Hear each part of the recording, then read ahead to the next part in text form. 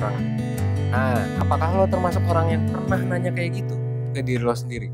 Pagi hari mungkin lo mau mulai dengan mengerjakan tugas. Sayangnya meski udah lama banget dikerjain, pas lo lihat lagi progres tugasnya, ternyata masih stuck ngerjain tugas yang sama seharian. Padahal banyak tugas lain yang harus lo selesain hari ini. Kayak misalnya lo harus meeting, lo harus masak, belum lagi lo harus bersih-bersih rumah, dan mungkin telepon pacar. Belum lagi kalau lo ngerasa semua kegiatan atau tugas itu adalah prioritas yang penting gitu. Dan lo kan cuma punya waktu 24 jam ya buat ngerjain semuanya. Hal ini mungkin bikin lo bingung sama tugas mana yang harus diutamakan dan mana yang bisa dikerjain nanti. Terus lo jadi mikir, emang bisa ya 24 jam ini semua halnya itu, semua tugas gue itu gue selesaiin? Nah, masalahnya adalah pas kita coba lihat orang lain, misal teman-teman kita lah ya, yang deket-deket aja dulu, kok ternyata mereka bisa ngelakuin banyak hal dan hasilnya tuh bisa maksimal.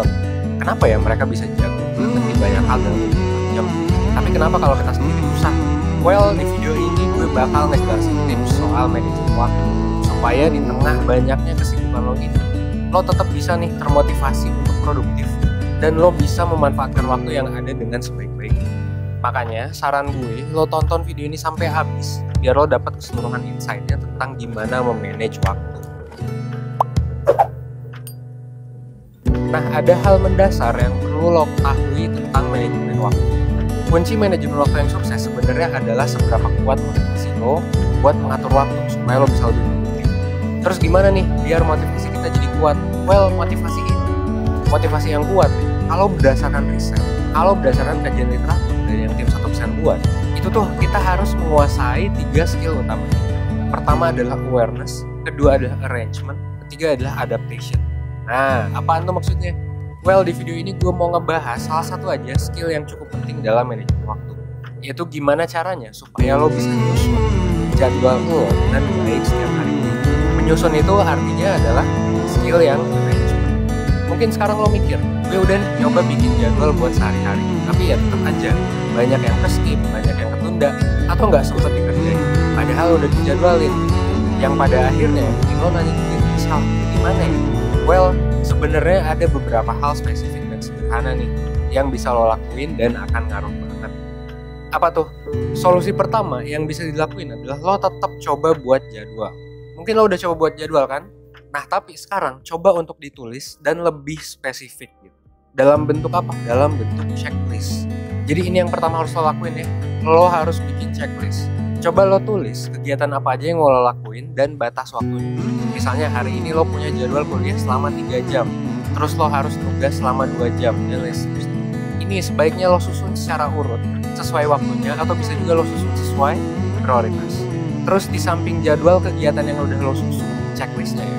Hal selanjutnya yang bisa lo lakuin adalah lo bikin kotak kecil tempat lo checklist kalau kegiatan itu udah dilakukan. Jadi ini hal yang kedua ya, lo bikin kotak di sebelah checklistnya buat nyoret si checklist itu. Biasanya ada rasa puas dan lega ketika lo checklist kegiatan-kegiatan yang ada di jadwal itu.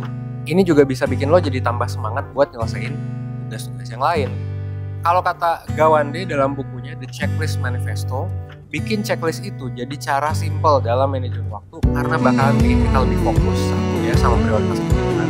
Yang kedua, ini bakal bikin kita disiplin sama tugas-tugas yang kita punya. Dan yang ketiga, ini bisa jadi reminder juga buat tugas-tugas selanjutnya. Dan ini juga terbukti sama banyak banget riset dan eksperimen yang sebelumnya udah pernah dilakukan sama banyak peneliti. Itu hal yang kedua ya. Hal yang ketiga yang bisa lo lakuin adalah untuk ngasih reward ke diri lo sendiri. Nah, rewardnya kayak gimana? Secara psikologis, manusia akan ngikutin ya tindakan yang munculin konsekuensi positif. Kalau misalnya tindakan lo itu menghasilkan konsekuensi yang positif, kemungkinan besar lo bakalan ngelakuin hal itu lagi.